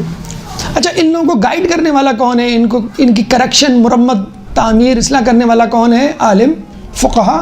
فقہ کی سن لیجئے بات، فقہ کے بارے میں کہا جاتا ہے کہ فقہا فقہ یا علماء علم دین دنیا کے لیے حاصل کریں گے، فتنے ان لوگوں سے نکل کر ان کی طرف پلٹیں گے۔ اس زمانے کے علماء بدترین علماء میں شمار ہوں گے، لیکن یہاں پہ ورڈ آف کوشن اچھی طرح سن لیجئے، یہ ان علماء کی بات ہے جو علماء سو ہیں۔ قرآن میں ہے نا کہ اللہ کے نیک بندے تو علماء ہی ہیں، تو کسی نے کہا کچھ علماء تو ایسے ہیں کہ جو اللہ سے خوف کرتے ہیں، تو پوچھا گیا کہ ہمیں کچھ علماء نظر آتے ہیں جو اللہ کا خوف نہیں رکھتے، کہتے ہیں نہیں، علماء میں خوف الہی نہ تلاش کرو، خوف الہی رکھنے والے لوگوں میں عالم تلاش کرو۔ تو حقیقی عالم تو وہی نا جو اللہ سے ڈر رہا ہے۔ امامہ ابا قبا پہن لینا کوئی علامت نہیں ہے، دیکھ ذمہ داری جو لوگ نبھا رہے ہیں۔ ہو سکتا ہے نکما، نکٹو، گناہ گار، حوث پرست، ہرس دنیا کا مارا ہوا یہ لباس پہن کے حوضے میں داخلہ لے کر آپ کو بے وقوف بنا رہا ہو، تو تعداد کم ہے ابھی فی الحال، لیکن یہ تعداد مزید بڑھ سکتی ہے۔ تو یہ آپ کی میری ذمہ داری ہے کہ حقیقی علماء کو پہچانیں، اور اصل انسان، اصل مومن، اصل عالم کی پہچان کیا بتائی گئی ہے کہ جس کو دیکھ کے خدا یاد آ جائے، جس کے پاس بیٹھ کے تمہارے ایمان میں اضافہ ہو، جس سے مل کر تمہارے علم میں اضافہ ہو۔ تو ایسا جگہ اگر عالم نہیں بھی ہے جس کو دیکھ کے خدا یاد آ رہا ہے، جس کو سن کر علم میں اضافہ ہو رہا ہے اور ایمان میں اضافہ ہو رہا ہے، تو آپ اس کو پکڑ لیجئے، وہ دوسرے عالموں سے بہتر ہے۔ لیکن اس کا مطلب یہ نہیں ہے کہ علماء کی توہین شروع کر دیں۔ علماء موجود ہیں، لیکن ایسے علماء بھی موجود ہیں اور ان کی تعداد ظہور سے پہلے بڑھے گی۔ اس سے بھی زیادہ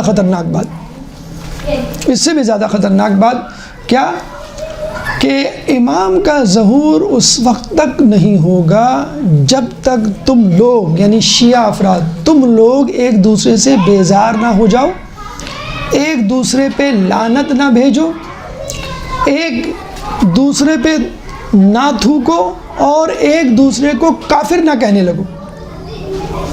یعنی امام نے یہ تک کہہ دیا تھا کہ ظہور اس وقت تک نہیں ہوگا جب تک آسمان گردش میں نہ آ جائے اور لوگ یہ کہنا نہ شروع کر دیں، ارے امام زمانہ تو کسی اور جگہ، کسی اور وادی میں نکل گئے، ارے وہ تو مر گئے، نعوذ باللہ۔ کون؟ وہی کہے گا نا جو امام زمانہ پہ یقین رکھتا ہوگا۔ لوگوں نے پوچھا گردش یہ آسمان سے کیا مراد ہے؟ تو امام نے کہا شیعوں کے آپس کے اختلافات۔ کیا نہیں ہے آج کل اختلافات؟ ایسے نہیں ہے کہ لعنت ملامت کریں، ایسے نہیں ہے کہ لوگ ایک دوسرے کو کافر، پہلے تو لوگ ہم کو کہہ رہے ہیں، اب ہم ایک دوسرے کو کافر کہنا شروع کر دیا۔ لیکن ایک بات ہے، جب یہ گفتگو سنائی گئی کہ تم لوگ ایک دوسرے سے بیزار ہو جاؤ گے، ایک دوسرے پہ لعنت ملامت بھیجو گے اور تھوکو گے، ایک دوسرے کو کافر کہو گے، تو سننے والے نے مایوس ہو کے کہا کہ اس میں تو کوئی بھلائی نہیں رہی، یعنی اب تو کوئی بھلائی باقی نہیں رہی، اب رہے گا کیا؟ تو کہا گیا کہ اسی میں تو بھلائی ہے، انہی حالات میں ہمارا امام ظہور کرے گا اور یہ ساری باتیں ختم ہو جائیں گی۔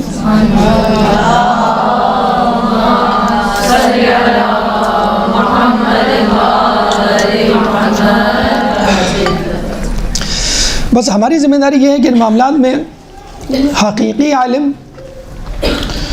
حقیقی دیندار اور حقیقی منابع سے رجوع کریں، تقلید کا غلبہ اپنے گردنوں میں ڈال لیں، جس سے ہم امام زمانہ تک پہنچے، امام زمانہ سے ہم رسول اللہ تک پہنچے، رسول اللہ تک اور پھر خدا تک پہنچے، امام کی معرفت حاصل کریں اور جو کچھ معلوم ہو گیا اس پہ جلد از جلد ہم عمل کریں کہ جب امام ظہور کریں تو ہم امام کے ساتھ کھڑے ہوں، نہ کہ امام کے مد مقابل۔ اللہ تعالیٰ سے دعا ہے کہ جو کچھ پڑھا سنا اس پہ عمل کرنے کی توفیق عطا فرما۔ اللہ تعالیٰ سے دعا ہے جو پریشان حال ہیں ان کی پریشانی کو دور فرما، جو بے روزگار ہیں ان کو رزق حلال عطا فرما، جو رزق حلال کما رہے ہیں ان کے رزق حلال میں برکت عطا فرما، جو مقروض ہیں ان کے قرضوں کو عطا فرما، جو زندان میں ان کو رہائی عطا فرما، جو سفر میں ان کو منزل عطا فرما، جو گمشدہ ہیں ان کو ان کے پیاروں سے ملا۔ مسلمان دنیا میں جہاں جہاں ظلم و ستم کا نشانہ بنے ہوئے ان سے ظلم و ستم کو دور فرما، امام کے ظہور میں تعجیل فرما، ہمیں ان کے انصار و اعوان میں شامل فرما۔ ربنا تقبل منا انک انت السمیع العلیم وتب علینا انک انت التواب الرحیم برحمتک یا ارحم الراحمین۔